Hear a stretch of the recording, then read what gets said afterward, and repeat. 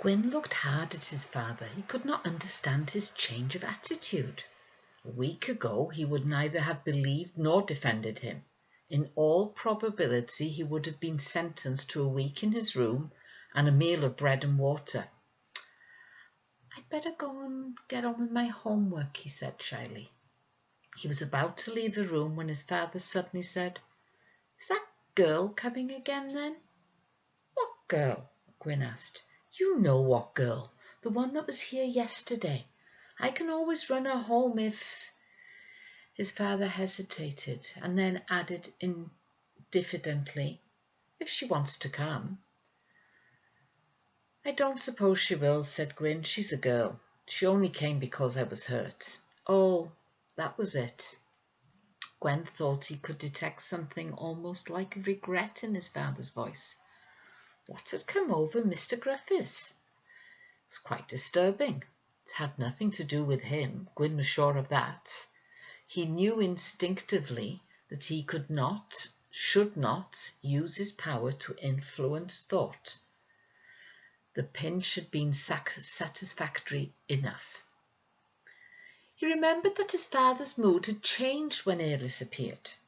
If that was the case, then she must come again, if only to keep his father happy. And so, although it was against his principles to have girls at Tŷ Bryn, the following day he asked Eirlis if she could come to the farm on Saturday. "Of course," replied Eirlis, and her eyes shone with pleasure. "Mum and Dad want it," said Gwyn. "By the way of explanation, and so do I, of course." The weather changed. December brought sun instead of snow. The wind was warm and smelled of damp leaves and overripe apples. Gwyn took Eirlis on his mountain. She saw it in the sunshine, where before she'd only glimpsed at it through the dusk and through the mist of the snow. She saw the colours that he loved, the buzzards hunting low over the fields and the rosy clouds drifting above the plateau. He had not realized that he would enjoy the company of a girl, but then Eirlis was not like other girls. They leapt and sometimes slipped upon wet stones in the tumbling streams. They ran, arms outstretched through the dry stone walls, scattering the sheep that dozed there, and they chased crows that hopped like black thieves behind the leafless trees. And somehow Gwyn's father always seemed to be there, watching them from a distance, or walking nearby with his dog and his blackthorn stick, listening to their voices.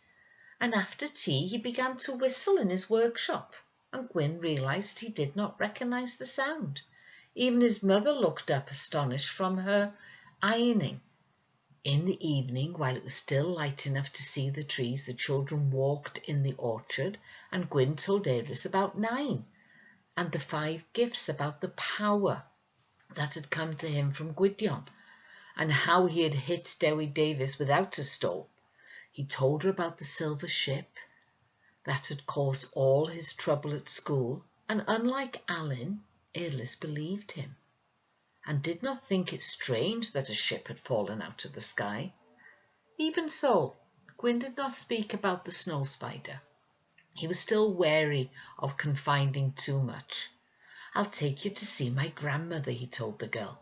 Nine would know whether he could tell Eirlis about the cobwebs.